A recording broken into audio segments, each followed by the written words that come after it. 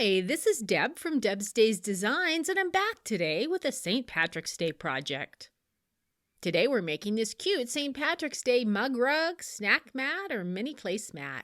Our simple craft project is one that'll brighten up your tea time just in time for St. Paddy's Day. And bonus, this project has a reversible cloth napkin with it. Before I get started, I publish new content frequently, so be sure to subscribe to my YouTube channel and check out the blog at debsdays.com, where you'll find plenty of sewing and crafting projects.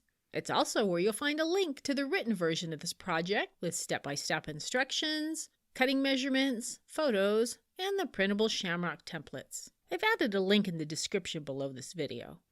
And since it's a digital download pattern you can print at home, you can get started on your very own Shamrock mug rug today. Alright, let's get this project started.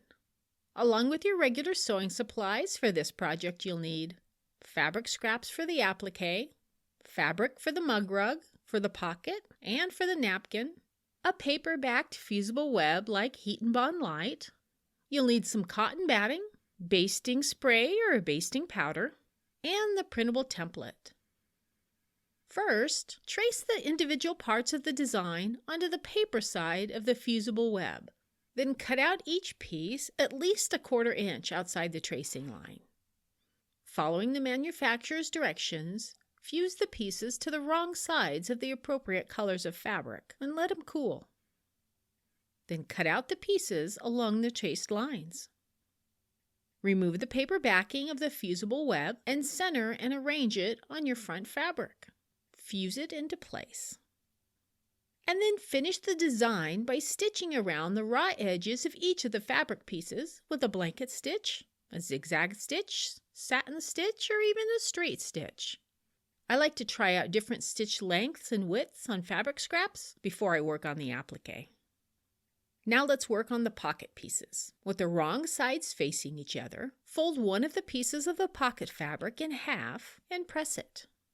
Then top stitch 1/8 inch from the pressed crease.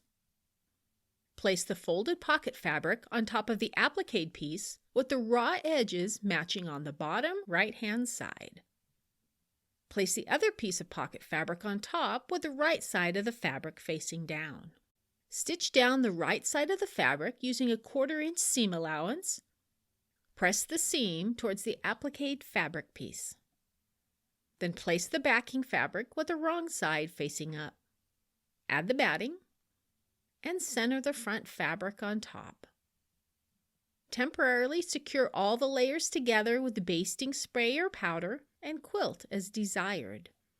Now, since we'll be folding over the backing to make the binding, don't sew past the front fabric piece, and be sure not to sew that pocket closed. When the quilting's finished, we need to clean up the batting a bit. So without cutting into the backing fabric, trim the batting to match the front of the mug rug. Then we'll trim the backing edges.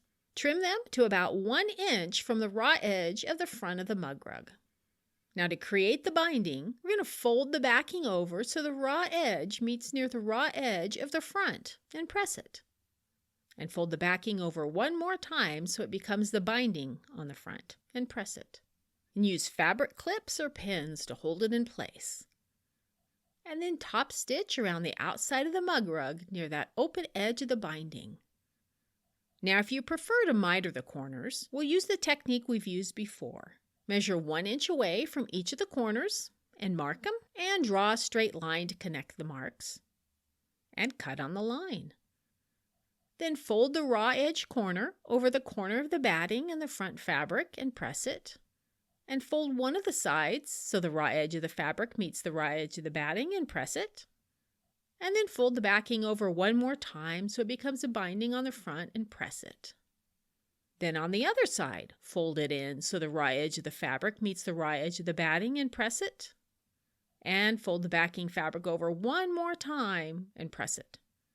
You may need to adjust the corners a little bit to get that perfect mitering.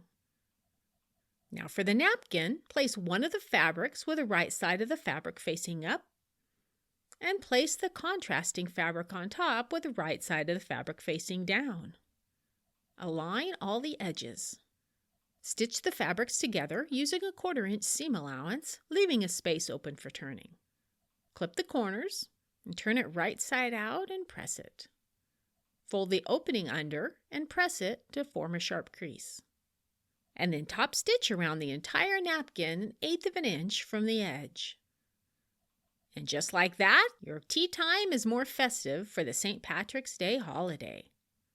If you'd like to see more projects like this one, with digital patterns that you can print at home, check out the blog at debsdays.com. I've added a link in the description below the video. See you next time with another project.